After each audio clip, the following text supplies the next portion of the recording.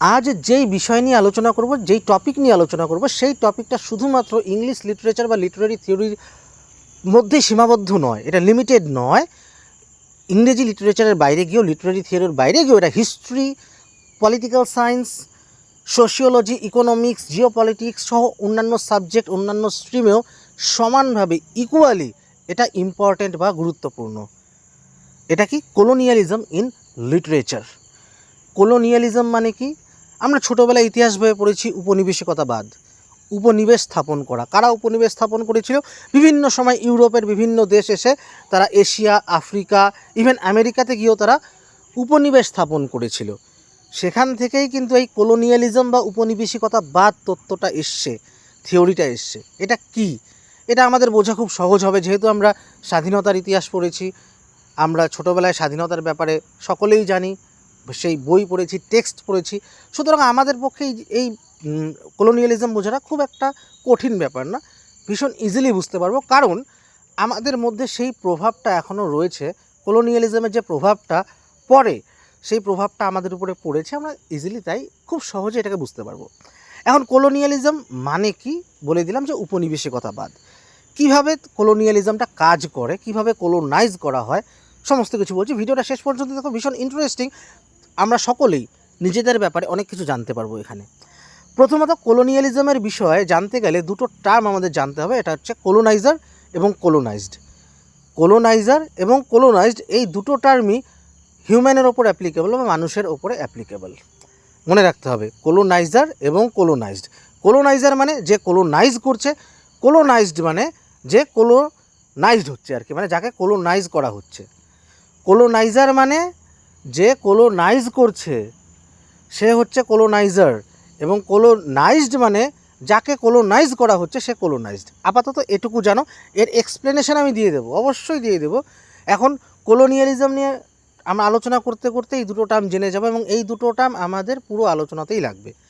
এখন কলোনিয়ালিজমের ডেফিনেশনটা যদি দেখি, তাহলে এই কলোনাইজার্স, কলোনাইজড এই বিষয়গুলো অনেকটাই ক্লিয়ার হয়ে যাবে। ডেফিনেশন বা সংজ্ঞা দেখে নিচ্ছি। Colonialism in literature refers to the representation of colonization. এর পরের যেটা পড়ব, পরের লাইনটা, এটা ভীষণ ইম্পর্টেন্ট, এটার উপরে স্ট্রেস দিতে হবে। It shows how one nation dominates another and its effects on people, identity and culture. অর্থাৎ কলোনিয়ালিজমের ক্ষেত্রে প্রথমত কলোনাইজ করা হয়। কীভাবে কলোনাইজ করা হয় সেটাকেই রিপ্রেজেন্ট করা হচ্ছে লিটারেচারের ক্ষেত্রে, যখন আমি কলোনিয়ালিজম ইন লিটারেচার বলছি। অর্থাৎ কিভাবে, কোন প্রক্রিয়ায় কলোনাইজ করা হচ্ছে, কে কলোনাইজ করছে? একটি দেশ কাকে কলোনাইজ করছে? আরেকটি দেশকে কলোনাইজ করছে, ডমিনেট করছে। একটা শক্তিশালী দেশ আরেকটা শক্তিশালী দেশকে ডমিনেট করছে, এবং এই ডমিনেশনের প্রভাব কোথায় পড়ছে? তার জনগণের ওপরে, তার পিপল, তার সেই জনগণের আইডেন্টিটির ওপরে এবং তার সংস্কৃতির ওপরে। অর্থাৎ আমি একটা দেশের নাগরিক, আমি একটি শক্তিশালী দেশের নাগরিক, আমি অন্য দেশে গিয়ে সেই দেশে বসতি স্থাপন করে সেই দেশের লোকেদের ওপরে প্রভাব বিস্তার যখন করব, তাদের কালচারের ওপরে প্রভাব বিস্তার করব, তাদের সংস্কৃতির ওপরে প্রভাব বিস্তার করব, তাদের আইডেন্টিটি বা পরিচয়ের ওপরে প্রভাব বিস্তার করব। মোদ্দা কথা, পুরো জনগণ যে রয়েছে সেই দেশের জনগণের উপরে যখন প্রভাব বিস্তার করব, ডমিনেট করব, আমি তাদেরকে ওভার পাওয়ার করব, আমার জোর খাটাবো, সেটাই হচ্ছে কলোনিয়ালাইজেশন। এবং সেটাকেই যখন লিটারেচারে বলা হচ্ছে, সেটাকে বলা হচ্ছে কলোনিয়ালিজম। যেমন উদাহরণ দিয়ে বুঝিয়ে দিচ্ছি, ইউরোপিয়ানরা নানা সময়, নানা শতাব্দীতে আমাদের দেশে এসে আমাদের উপরে তাদের প্রভাব বিস্তার করেছে। স্পেশালি ব্রিটিশাররা এসে আমাদের উপরে প্রভাব বিস্তার করেছে, শাসন করেছে। বহু বৎসর ছিল, প্রায় 200 বৎসর। তারপরে আমরা স্বাধীনতা লাভ করি তাদের হাত থেকে। তারা এসে কী করেছে একবার ভাবা যাক। তারা এসে আমাদের জমিতে বসবাস করেছে। প্রথমে বিজনেসের উদ্দেশ্যে এসেছিল। তাদের উদ্দেশ্য কী ছিল? তারা বিজনেসের উদ্দেশ্যে এসেছিল। তারপর সেখান থেকে ধীরে ধীরে তারা আমাদের দৈনন্দিন জীবনে ঢুকে পড়ে, আমাদের শাসন করা শুরু করে, আমাদের রুল করা শুরু করে। তারা আমাদের শেখায়, কি শেখায়? এই যে আমরা ধুতি পাঞ্জাবি পরছি, এটা ভালো নয়, এটা সভ্য সমাজে মানায় না। সভ্য সমাজে, সিভিলাইজড সোসাইটিতে, এলিট ক্লাসে যেতে গেলে আমাকে কি করতে হবে? আমাকে স্যুট বুট পরে যেতে হবে, তাদের মতন করে সেই কোট টাই কোট টাই এগুলো পরতে হবে, স্যুটেড বুটেড হয়ে যেতে হবে, এগুলো পরে যেতে হবে সভ্য সমাজে। তাহলে আমি সভ্য মানুষ বলে গণ্য হব, শিক্ষিত মানুষ, ওয়েল কালচার্ড মানুষ, ওয়েল ম্যানার্ড একজন বলে গণ্য হব। তারা বলেছিল। তাহলে কি সে আমার বস্ত্র, আমার যে দেশীয় বস্ত্র, সেটাকে প্রথমে সে কেড়ে নিল কি নিল না? এটা কিন্তু তার ব্যবসার একটা উদ্দেশ্য ছিল। সে কেড়ে নিল আমার বস্ত্র, অর্থাৎ অলরেডি সে আমাকে এক জায়গায় ডমিনেট করে ফেললো, আমি এক জায়গায় তার কাছে ছোট বা ইনফিরিয়ার হয়ে গেলাম, সে নিজেকে সুপিরিয়ার স্থাপন করলো। ইনফিরিয়ার মানে তার চাইতে নিজেকে আমি ছোট ভাবা শুরু করলাম, নিচু হয়ে গেলাম। সুপিরিয়ার মানে উন্নত, সে আমার চাইতে উন্নত হয়ে গেল, সে আমার চাইতে বেশি দামি হয়ে গেল, আমি তার কাছে কম দামি অনুন্নত হয়ে গেলাম। আমি তার মতন উন্নত হতে চাই বলেই স্যুটেড বুটেড হয়ে গেলাম, কোট টাই প্যান্ট পরা শুরু করলাম, নিজের ধুতি পাঞ্জাবি দেশীয় কালচার ছেড়ে। এভাবে তারা আমাদের ডমিনেট করেছে, আরও ডমিনেট করেছে। তারা কোথায়? আমাদের খাদ্যাভ্যাসে তারা ডমিনেট করেছে। যেমন রেস্টুরেন্টে খেতে যখন আমরা যাই, রেস্তোরাঁ যেটাকে বলছি, খেতে যাই, সেখানে গিয়ে আমি কি করি? সেখানে গিয়ে কি আমি ওই যখন হাত দিয়ে খাই, যেন মনে হচ্ছে আমাদেরকে গাইয়া বলা হয়, আজও আমরা কেএফসি হোক, বড় বড় ম্যাকডোনাল্ডস হোক, কেএফসি হোক বা পিৎজা হাট হোক, যেখানে যাই না কেন, খুব স্টাইল করে সেজে গুজে নিজেদেরকে ওয়েস্টার্ন সাজানোর মতন করে দেখাই, সেগুলো পোস্ট করি, ছবি পোস্ট করছি সোশ্যাল মিডিয়াতে। কিন্তু বাড়িতে যে আমি হাত দিয়ে ভাত খাচ্ছি, চিকেন কষা খাচ্ছি, মটন কষা খাচ্ছি, সেগুলো নিয়ে কি খুব বিশাল বড় কিছু শো অফ করি না। অথচ কেএফসিতে গিয়ে শো অফ করি, বড় বড় রেস্টুরেন্টে গিয়ে শো অফ করি। সেখানে কি করি? তাদের খাবার খাই, বিদেশি খাবার খাই, ইউরোপিয়ান খাবার খাই, যেই খাই না কেন স্টাইল তাদের মতন নেই। চপস্টিক দিয়ে সেখানে আমি নুডলস খাচ্ছি। চপস্টিক এবং নুডলস কি ইন্ডিয়াতে ছিল? না। চপস্টিক দিয়ে নুডলস খাচ্ছি, কাঁটা চামচ যে রয়েছে, কাঁটা চামচগুলো যে রয়েছে বিদেশিদের, সে ফক দিয়ে আমি কি করছি? সে ফক দিয়ে আমি খাচ্ছি। এগুলো আমাকে কে শিখিয়েছে? এগুলো আমাকে শিখিয়েছে সেই বিদেশিরা। তারা শিখিয়ে গিয়েছিল, সেই ট্র্যাডিশন এখনও চলছে। তারা শিখিয়ে গিয়েছিল আমাকে কাঁটা চামচে খেতে হবে, চামচ দিয়ে খেতে হবে। এটা হাত দিয়ে খাচ্ছি, আনহাইজেনিক, ভীষণ বাজে। এটা কোন ধরনের কালচার? আমরা দেখো চামচ দিয়ে খাচ্ছি, ফর্ক দিয়ে খাচ্ছি, কাঁটা চামচ দিয়ে খাচ্ছি, এভাবে খেতে হয়, চপস্টিক দিয়ে খেতে হয়। এটা হচ্ছে আসল ট্র্যাডিশন। তাহলেই তো তুমি ওয়েল কালচার্ড, সিভিলাইজড হবে। এই যে তারা আমাদের মাঝেরা ঢুকিয়ে দিয়েছিল তাদের নিত্যদিনের যেই অভ্যাস বা প্র্যাকটিস, সেটা তাদের কালচার আমাদের কালচারের মধ্যে ইম্পোজ করে দিয়েছিল। তারা আমার পোশাক আশাক, তারা আমার খাওয়া দাওয়া, তারপরে তারা আরও ইম্পোজ কী করেছিল? তার ল্যাঙ্গুয়েজ। এই তুমি বাংলায় কথা বলছো, ইস ছেলেটা বাংলায় কথা বলে, ইংরেজিতে কথা বলতে জানে না। যে ইংরেজিতে কথা বলতে জানে, ও বাবা, ও ভীষণ স্মার্ট। বাংলায় গালি দিলে ইস কি বাজে, ইংরেজিতে গালি দিলে ওয়াও খুব সুন্দর। এই যে একটা আমাদের থিঙ্কিং বা থট প্রসেস, এটা কে দিয়ে গিয়েছে? ব্রিটিশাররা দিয়ে গিয়েছে। ব্রিটিশাররা যেই সব দেশে কলোনি স্থাপন করতে পারেনি, সেই সব দেশে ইংলিশকে গুরুত্ব দেওয়া হয় না, তারা ইংলিশে কথা বলে না। কিন্তু আমাদের এই সব দেশে এসে তারা ইংলিশকে এমনভাবে ইম্পোজ করে দিয়েছে, ইংলিশ অ্যাজ এ ল্যাঙ্গুয়েজ এমনভাবে ইম্পোজ করে দিয়েছে যে আমরা এটা ভাবতে বাধ্য হই, আমরা এটা ভেবে নেই যে ইংলিশ বলতে পারলে তবেই তুমি উচ্চশিক্ষিত, ইংলিশ বলতে পারলে তবেই তুমি নলেজেবল, ইংলিশ বলতে পারলে তবেই তুমি সভ্য, ইংলিশ বলতে পারলে তবেই তুমি সোসাইটিতে মেশার জন্য উপযুক্ত, আদারওয়াইজ তুমি উপযুক্ত নও। এটা কে করেছে? এটা ব্রিটিশাররা আমাদের শিখিয়ে দিয়ে গিয়েছে। তারা আমাদের পূর্বপুরুষদের ইম্পোজ করে দিয়েছে বলে এখনও সেই মেন্টালিটি আমাদের মাথায় আছে, সেভাবেই আমরা চলি। এভাবে তারা ভাষাকে নিয়ে। এর পরেরটা যেটা বলতে চলেছি, শেষেরটা, সেটা ছিল তাদের অনেক বড় একটা মাস্টার স্ট্রোক। কী সেই মাস্টার স্ট্রোক? তারা রিলিজিয়ানকে অ্যাটাক করেছিল, রিলিজিয়ানকে টার্গেট করেছিল। কিভাবে অ্যাটাক করেছিল? দাঙ্গা লাগিয়ে, রায়ট লাগিয়ে? না, এভাবে করেনি। তারা এটা বুঝিয়েছিল যে তোমাদের যে ধর্মে দেখো কত সমস্যা, কত ক্লাসিফিকেশন, কত এখানে প্রিজুডিস রয়েছে, কত রকমের উচ্চবর্ণ নিম্নবর্ণ এটসেট্রা অনেক কিছু রয়েছে, কত ভগবান তোমাদের ওকে মানছো, ওকে মানছো, তাদের মধ্যে কনফ্লিক্ট লাগছে, ওর মধ্যে তুতু ম্যামে করছো, তোমরা একে অপরকে ট্রোল করছো। আমাদের ধর্মে দেখো একদম খুব শান্ত শিষ্ট, এত কিছু নেই, কোনো এখানে ক্লাস স্ট্রাগল নেই, কোনো এখানে কাস্ট প্রেজুডিস নেই। তোমরা চলে এসো, তোমরা আমাদের ধর্মে চলে এসো। কোন ধর্ম? তোমরা ক্রিশ্চিয়ানিটিতে চলে এসো, তোমরা ক্রিশ্চিয়ান হয়ে যাও, দেখো আমরা তোমাদের সমানভাবে ট্রিট করব, তোমাদের অনেক অপরচুনিটি দেব। তুমি ক্রিশ্চিয়ান হলে শুধুমাত্র যে ধর্মের দিক থেকে শান্তি পাবে এমন নয়, তোমরা আমাদের দিক থেকে অনেক বেনিফিটও পাবে, অনেক কিছু বেনিফিট পাবে, তোমাদেরকে আমরা প্রায়োরিটি দেবো সবার আগে। এইভাবে তারা রিলিজিয়নের ওপরে ইম্প্যাক্ট ফেলেছিল, তারা ধর্মান্তরিত করেছিল অনেককে।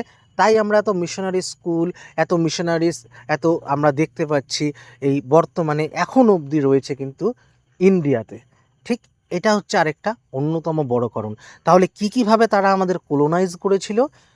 তারা ল্যান্ড নিয়েছিল আমাদের, প্রথমত জমিতে এসছিল, আমাদের দেশে এসছিল, সেই দেশে এসে আমাদের জমিতে থাকে, আমাদের জমিতে থেকে আমাদেরকেই সমস্ত কিছু বোঝানো শুরু করে, আমাদের পোশাক আশাকে তারা ইম্প্যাক্ট ফেলে, আমাদের খাদ্যাভ্যাসে ইম্প্যাক্ট ফেলে, আমাদের ল্যাঙ্গুয়েজে ইম্প্যাক্ট ফেলে, আমাদের ভাষাতেও, ল্যাঙ্গুয়েজ মানে ভাষাতে ইম্প্যাক্ট ফেলে, আমাদের কালচারে ইম্প্যাক্ট ফেলে, আমাদের রিলিজিয়নে ইম্প্যাক্ট ফেলে। এবং যেই কথাগুলো বললাম, এই সব কথাগুলোই তো আলটিমেটলি কালচারে ইম্প্যাক্ট ফেলছে, তাই না? আমার দৈনন্দিন ভাষা, খাওয়া দাওয়া, পোশাক পরিচ্ছদ, সমস্ত কিছুই তো পড়ছে কালচারের আন্ডারে। আমার রিলিজিয়ন বলা হোক, আমার খাওয়া দাওয়া বলা হোক, আমার পোশাক বলা হোক, ভাষা বলা হোক, সমস্তই তো কালচারের আন্ডারে পড়ে। আর ঠিক এসব কারণেই যারা কোলোনাইজড পিপল ছিল, কোলোনাইজড বলতে যাদেরকে কোলোনাইজ করা হয়েছিল, যেমন ব্রিটিশাররা হচ্ছে কোলোনাইজার এবং আমরা হচ্ছি ইন্ডিয়ানরা কোলোনাইজড। তারা কোলোনাইজ করেছে তাই তারা কোলোনাইজার্স, এবং আমরা আমাদেরকে কোলোনাইজ করেছে বলে আমরা কোলোনাইজড। তো এই কোলোনাইজড পিপল তারা কি করেছিল? তারা আইডেন্টিটি ক্রাইসিসে ভুগেছিল। অর্থাৎ আমার একটা নির্দিষ্ট নিজস্ব পরিচিতি ছিল, সেখানে এসে আমার মাঝে যখন এতগুলো চেঞ্জেস আনা হলো, আমাকে তাদের মতন তৈরি করা হলো, আবার আমার নিজস্ব কিছু জিনিস সেখানে থাকলো, আমার চামড়া, আমার রং, আমার শরীর, আমার কিছু হাঁটা চলা, কিছু দৈনন্দিন কাজকর্ম, এগুলো তো আমার মতোই থাকলো। অর্থাৎ আমারও বেশ কিছু এলিমেন্ট থাকলো, আবার তাদের এলিমেন্টগুলো আমার মাঝে চলে আসলো, তাদের কিছু এলিমেন্ট আমাদের দিয়ে দিল। তাহলে আমার আইডেন্টিটিটা কী? এই আইডেন্টিটি ক্রাইসিসে ভোগা শুরু করলো। আমার কি আইডেন্টিটি? না আমি স্পার্কা, না আমি ওস্পার্কা, মানে না আমি এই ঘাটের, না আমি ওই ঘাটের, আমি মাঝখানে থেকে গেলাম। অনেকটা একটা কথা বলছি, এটা খারাপভাবে নেবেন না, ওই ধবিকা কুত্তা না ঘরকা না ঘাটকা এরকম হয়ে গেল। আমি কি হয়ে গেলাম যে আমি এখানকারও থাকলাম না, ওখানকারও থাকলাম না, মাঝখানের কেউ একজন হয়ে গেলাম। এই আইডেন্টিটি ক্রাইসিসে ভুগলাম। এভাবেই কি হলো, একটা আইডেন্টিটি সৃষ্টি হলো, হাইব্রিড আইডেন্টিটি। এবং যেই কালচারটা হাইব্রিড আইডেন্টিটির লোকজন ফলো করা শুরু করলো, সেটা হয়ে গেল হাইব্রিড কালচার। বোঝা গেল? তাহলে আইডেন্টিটি কি হলো? Hybrid identity, hybrid culture. এখন হাইব্রিড আইডেন্টিটি কি? যারা হাইব্রিড মানে জানো, ভালোভাবেই জানো কীভাবে হাইব্রিডাইজেশন করা হয়। বিভিন্ন ফসলের ক্ষেত্রে, গবাদি পশুর ক্ষেত্রে আমরা বলে থাকি যে হাইব্রিড গরু, এটা হাইব্রিড গরু, বা এটা হাইব্রিড ধান, হাইব্রিড পাট, বা হাইব্রিড সর্ষে, এরকম ফসল। হাইব্রিড মানে দুটো আলাদা আলাদা নিয়ে নিলাম আমি প্রজাতির বা ক্যাটেগরির নিয়ে নিলাম কিছু, দুটো আলাদা আলাদা ক্যাটেগরির জিনিস নিয়ে এর কিছু এলিমেন্ট, ওর কিছু এলিমেন্ট, এর কিছু উপাদান, ওর কিছু উপাদান মিশিয়ে যখন একটা নতুন উপাদান তৈরি করব, সেটাই হয়ে যাবে হাইব্রিড। অর্থাৎ এরও কিছু গুণ থাকবে, ওরও কিছু গুণ থাকবে, এই দুটোকে একসাথে মিলিয়ে যেটা হবে সেটা হয়ে যাবে হাইব্রিড। এই দুটোকে মিলিয়ে একটা নতুন কিছু যখন সৃষ্টি করব, সেটা হবে হাইব্রিড। ধানের ক্ষেত্রেও ঠিক একই, একটা এক ক্যাটেগরির ধান, আরেকটা আরেক ক্যাটেগরির ধান, এই দুটো ধানের মধ্যে থেকে নিয়ে কিছু, এর কিছু নিয়ে ওর কিছু নিয়ে একটা নতুন প্রজাতির ধান বানিয়ে ফেললাম, সেটা হাইব্রিড ধান হয়ে গেল। গবাদি পশুর ক্ষেত্রেও সেম জিনিসটা হয়। তো হাইব্রিড আইডেন্টিটি, হাইব্রিড কালচার কি, আশা করি বোঝা গেল। এবার এই কারণেই কিন্তু কনফ্লিক্টের সৃষ্টি হয়ে গেল। কি কনফ্লিক্ট? এই কালচারাল কনফ্লিক্টের সৃষ্টি হয়ে গেল। এখন সকলেই তো আর মানবে না যে তুমি আমার এখানে আসলে, তুমি আমার বললে আমাকে খারাপ, তোমার সব ভালো আমার সব খারাপ, আমি তো মেনে নেব না। তখন কি হয়ে গেল? কালচারাল কনফ্লিক্টের সৃষ্টি হয়ে গেল। প্রথম মানতে চাইবো না, কে বলেছে তোমার পোশাক ভালো আমার পোশাক খারাপ, আমার পোশাক ভালো তোমারই পোশাক খারাপ। কনফ্লিক্টের সৃষ্টি হয়ে গেল। কে বললো তোমার ভাষা ভালো আমার ভাষা খারাপ, আমার ভাষাও ভালো তোমারই ভাষা খারাপ, আমার ভাষা ভালো। কে বলেছে তোমার খাবার দাবার ভালো, আমার খাবার দাবার খারাপ, আমার খাবার দাবার ভালো তোমারটা খারাপ। এই যে বিভিন্ন বিষয়ে কনফ্লিক্ট শুরু হয়ে গেল, কেউ তো নিজেরটা সহজে ছাড়তে চায় না, নিজের আইডেন্টিটি ছাড়তে চায় না, এখানেই শুরু হয়ে গেল কনফ্লিক্ট। অর্থাৎ আমার নিত্যদিনের যে কাজকর্মগুলো করছি বা নিত্যদিন যেভাবে আমি পালন করছি, সেটাই তো আমার কালচার। তো আমার কালচারের সঙ্গে তার কালচারের একটা ডিফারেন্স দেখা দিল এবং কনফ্লিক্টের সৃষ্টি হয়ে গেল, দ্বন্দ্বের সৃষ্টি হয়ে গেল। তুমি আমি, উই আদার, এরকম একটা সিস্টেম তৈরি হয়ে গেল, সেটাকেই বলা হয় কনফ্লিক্ট বা দ্বন্দ্ব। কালচার বা সংস্কৃতির দ্বন্দ্ব হয়ে গেল, কালচারাল কনফ্লিক্টের সৃষ্টি হয়ে গেল।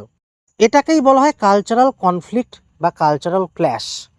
এবং এই যে দ্বন্দ্বটা, এই দ্বন্দ্ব হতে হতেই আবার একটা ভালো জিনিস হয়ে গেল যে এখানে আপোষের বিষয় চলে আসলো, মেনে নেওয়ার বিষয় চলে আসলো। কিছু লোক তখন মনে করলেন, একটা বড় অংশের লোকজন, যে যেহেতু ওরা শাসন করছে, ওদের সাথে পেরে উঠতে পারছি না, তো ওদেরও কিছু বিষয় রয়েছে, খারাপ না, বিষয়গুলো নেওয়াই যায়। আমারও কিছু বিষয় রাখি, ওরও কিছু বিষয় নেই, আমারও কিছু ট্র্যাডিশন থাকুক, আমারও নির্দিষ্ট কিছু আচার আচরণগুলো থাকুক, এবং ওদেরও কিছু আচার আচরণ, এগুলো আমি নিয়ে নিচ্ছি। আমার কিছু কালচারের কিছু জিনিস থাকুক এলিমেন্ট, ওর কালচারের কিছু এলিমেন্ট বা উপাদান থাকুক, এবং সেই দুটোকে মিলিয়ে মিশিয়ে চলি। এই যে মিলিয়ে মিশিয়ে চলি, এটাকে বলা হয় কালচারাল অ্যাসিমিলেশন। কালচারকে অ্যাসিমিলেট করে নিচ্ছি, আমার কালচারের ভেতরে ওর কালচারকে আমি অ্যাসিমিলেট করছি, গ্রহণ করছি, মিশিয়ে দিচ্ছি, মিশিয়েই হয়ে যাচ্ছে হাইব্রিড কালচার। তখন আমারও কিছু জিনিস থাকছে, ওরও কিছু থাকছে। হাইব্রিড কালচারের একটা সিম্পল উদাহরণ দিয়ে সকলেই জানতে পারবে। এই যে যেমন আমরা দেখি অনেকে জিন্স পরছেন, টি শার্ট পরছে, আবার শাখা সিঁদুরও পরছে। জিন্স টি শার্ট পরে শাখা সিঁদুর পরা, এটা হচ্ছে হাইব্রিড কালচারের একটা সিম্পল উদাহরণ, বড় উদাহরণ, চোখের সামনে দেখা উদাহরণ। কারণ কি, জিন্স এবং টি শার্ট আমার ইন্ডিয়ান নয়, সেটা ওয়েস্টার্ন, কিন্তু শাখা সিঁদুর হচ্ছে আমার ইন্ডিয়ান কালচার। তাহলে কি ইন্ডিয়ান কালচারে শাখা সিঁদুর রয়েছে, আর জিন্স এবং কোট পরা, জিন্স এবং টি শার্ট পরা যেটা হচ্ছে সেটা ওয়েস্টার্ন হয়ে যাচ্ছে। ইন্ডিয়ান এবং ওয়েস্টার্নের মিক্স আপ হলো, ব্লেন্ডিং হয়ে ওটা কী হলো, হাইব্রিড কালচারের এক্সাম্পল হয়ে গেলো। আমি ওটা হাইব্রিড কালচার ফলো করছি, বোঝা গেল। এবার কিন্তু এই যে কালচারাল যারা ডমিনেশন হয়েছিল কলোনাইজারদের দ্বারা, এটা কেন করেছিল? সত্যি কি তাদের কালচার খুব ভালো আর আমাদের কালচার খুব খারাপ? না, তারা এটা করেছিল আমাদেরকে শাসন করার জন্য, আমাদেরকে শোষণ করার জন্য, তাদের নিজস্ব ফায়দার জন্য। সকলের কালচারই ভালো, এবং মনে রাখতে হবে একজনের কালচারই হচ্ছে তার আইডেন্টিটি। তাই অনেক বড় বড় কান্ট্রিজ রয়েছে, যেই কান্ট্রিগুলো ইউরোপিয়ান কান্ট্রি, কিন্তু তারা ইংলিশ বলে না। যেই কান্ট্রিগুলোতে ইংরেজরা তাদের আধিপত্য বিস্তার করতে পারেনি, সেই কান্ট্রিগুলো ইংরেজি বলে না সহজে। কারণ কি, তাদের কাছে তাদের কালচার, তাদের ভাষার মর্যাদা অনেক বেশি। সিম্পল এক্সাম্পল দিচ্ছি, জার্মানিতে যান, আপনি ফ্রান্সে যান, সেখানে গিয়ে দেখবেন তারা ইংরেজি সেরকম বলতে পারছে না বা ইংরেজি বলছে না। সেখানে খুব কম লোকই ইংরেজি বলে বা ইংরেজি পারে, ইংরেজি শেখে ভালোভাবে ওই কাজ চালানোর জন্য। তাছাড়া কিন্তু সেখানে বলে না। কেন বলে না? তাদের নিজস্ব ভাষা, নিজস্ব কালচার নিয়ে প্রাইড রয়েছে, গর্ব রয়েছে। তারা কি ছোট হয়ে গেছে? জার্মানির লোকজন ছোট হয়ে গেছে ইংরেজি না বলতে পারার জন্য? না। ফ্রান্সের লোকজন কি ছোট হয়ে গেছে ইংরেজি বলতে না পারার জন্য? না, ছোট হয়নি, কারণ তারা জানে তাদের কালচারাল ভ্যালু। কিন্তু আমাদের মাথায় ব্রিটিশাররা যেই জিনিসটা ঢুকিয়ে দিয়েছিল যে তারা শ্রেষ্ঠ, আমরা খারাপ, এই কারণেই আমাদের মাথায় ঢুকিয়ে দেওয়া হয়েছিল। তারা একটা হেজিমনি সৃষ্টি করেছিল, এবং তারা সেভাবেই আমাদের উপরে ডমিনেট করতে পেরেছিল, বা তাদের যে ডমিনেশন সেটা এস্টাবলিশ করতে পেরেছিল। তারা শুধুমাত্র আমাদেরকে ডমিনেট করার জন্য, আমাদের শাসন করার জন্য, তাদের বিজনেস চালিয়ে যাওয়ার জন্য, তাদের শোষণের জন্য, তাদের রাজত্বের জন্য, তাদের নিজস্ব মুনাফার জন্য, প্রফিটের জন্য আমাদেরকে সব বুঝিয়েছিল, আর কিচ্ছু না। এবং এই বিষয়গুলোই যখন লিটারেচারে তুলে ধরা হয় এবং বিভিন্ন লেখার মাধ্যমে তুলে দেওয়া হয়, নভেল হোক, শর্ট স্টোরি হোক, ড্রামা হোক, পোয়েট্রি হোক, এগুলোর মাধ্যমে তুলে দেওয়া হয়, তখনই সেটাকে বলা হয় কলোনিয়ালিজম ইন লিটারেচার। এবং বলা হয় এটা লিটারেচারের থ্রুতে আমরা রেজিস্ট করছি, লিটারেচারের থ্রুকে তাকে রেজিস্ট করছি। তাদের যে আইডিওলজি রয়েছে, তারা যেগুলো আমাদের বুঝিয়েছিল, এগুলো আদতে সঠিক নয়, ঠিক নয়, এগুলো ভুল, সেটা আমরা লিটারেচারের মাধ্যমে দেখিয়ে দিই। তারা কিভাবে আমাদের এক্সপ্লয়েট করেছে, ক্ষতি করেছে, শোষণ করেছে, আমাদের আরও সর্বনাশ করে দিয়েছে, এটা আমরা লিটারেচার বা সাহিত্যের থ্রুতে দেখাই। এবং এই বিষয়ে বিখ্যাত রাইটার রয়েছেন কয়েকজন, যেমন চিনুয়া আচেভের লেখা থিংস ফল অ্যাপার্ট রয়েছে। চিনুয়া আচেভের লেখা থিংস ফল অ্যাপার্ট, তিনি আফ্রিকান রাইটার, খুব ভালো একটা রাইটিং। তারপর গুগিও থিয়ঙ্গর ডিকলোনাইজিং দি মাইন্ড, এটাও একটা বড় রাইটিং, ডিকলোনাইজিং দি মাইন্ড, খুব বিখ্যাত। তারপর ইন্ডিয়ার ওপরেই বেসড একটি বিখ্যাত নভেল রয়েছে, যার উপরে সিনেমাও রয়েছে, সেটা হলো E.M. ফস্টারের লেখা এ প্যাসেজ টু ইন্ডিয়া। এটাও বিখ্যাত একটা নভেল। কলোনিয়ালাইজেশন এবং পোস্ট কলোনিয়ালিজম, এই দুটোকে বোঝার জন্য ভীষণ ইম্পর্টেন্ট। আর কলোনিয়ালিজম আমরা কেন পড়ি, এর ইম্পর্টেন্স কী? এর ইম্পর্টেন্স হচ্ছে এটা অ্যাকচুয়ালি আমাদের সাহায্য করে, helps understand history, power and identity, gives voice to the oppressed. অর্থাৎ আমরা আমাদের হিস্ট্রি, আমাদের পাওয়ার পলিটিক্সের ব্যাপারে জানতে পারি, আইডেন্টিটির ব্যাপারে জানতে পারি।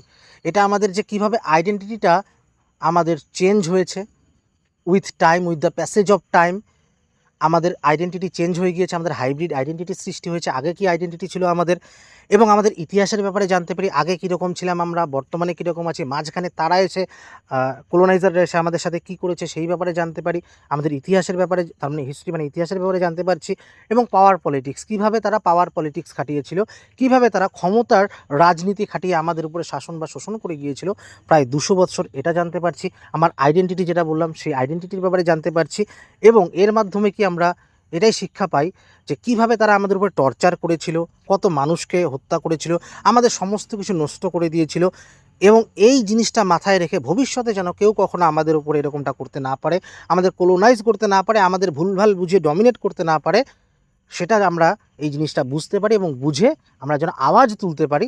তার জন্যই কিন্তু কলোনিয়ালিজম পড়া, যে এখনও আমাদের উপরে বিভিন্ন রকমভাবে কলোনাইজ করার চেষ্টা করা হয় আমাদেরকে, তাই যেন আমাদেরকে কেউ কলোনাইজ করতে না পারে, আমাদেরকে আবার ভুলভাল বুঝিয়ে নিজেদের সমস্ত কিছু যেন এখানে ইম্পোজ করতে না পারে, নিজেদের সমস্ত কিছু এখানে প্রয়োগ করতে না পারে, যেটাকে আমি অন্ধের মতন মেনে নেব, এরকমটা যেন না হয়। ঠিক সেই কারণেই কলোনিয়ালিজম পড়াটা গুরুত্ব রয়েছে, আমরা কলোনিয়ালিজম পড়ে থাকি। আশা করি বুঝতে পেরেছো। যাই হোক, ভিডিওটা ভালো লাগলে, ইনফরমেটিভ হলে অবশ্যই শেয়ার করে দেবে। ধন্যবাদ।